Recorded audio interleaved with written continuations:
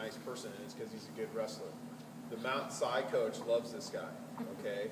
And he's, you know, he's a super serious wrestling guy at a super serious school with hardcore guys and wrestlers and all the rest of that. And every conversation I've ever had with him, he brings up Daniel's name.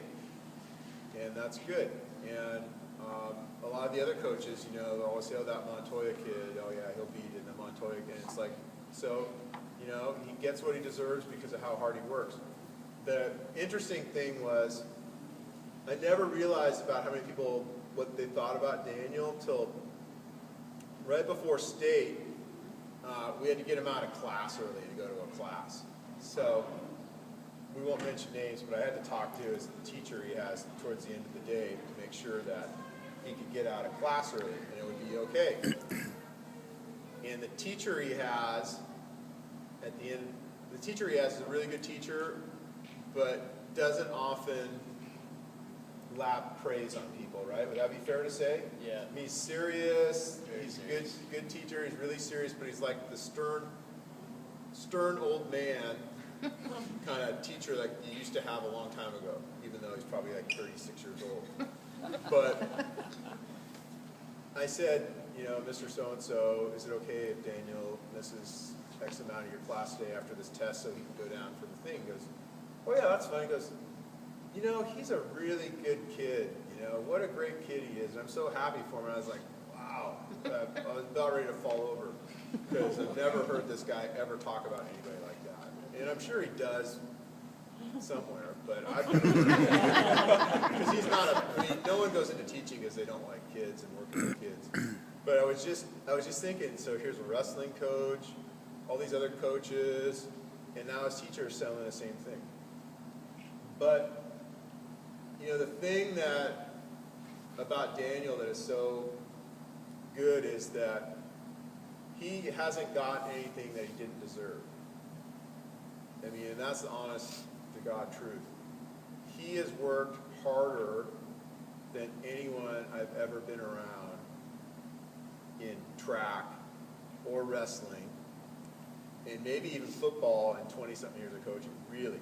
I mean, he has worked hard. He has gone to camps, as many camps as he can go to, sometimes 2 a year, hard camps.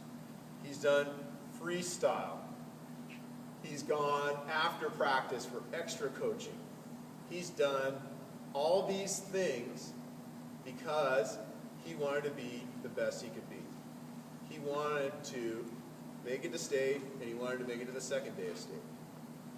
And making it to the second day of state in an individual event like wrestling or track or gymnastics or any of those things is really hard. That means you're in the best 8 of state.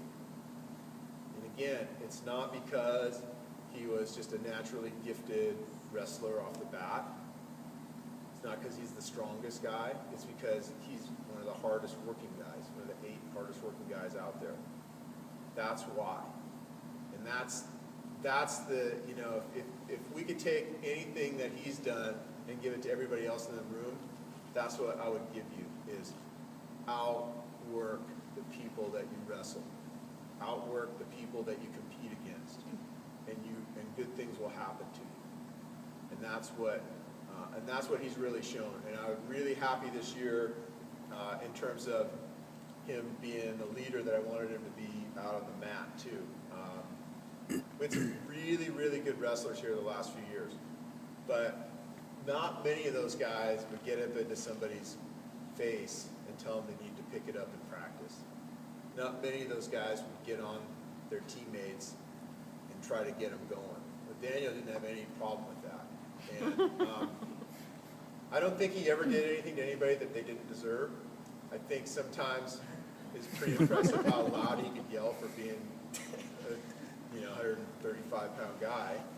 But you know, he did what I wanted him to do, and it had to have been a really frustrating season for him because he'd been on these teams the last few years that were really, really good.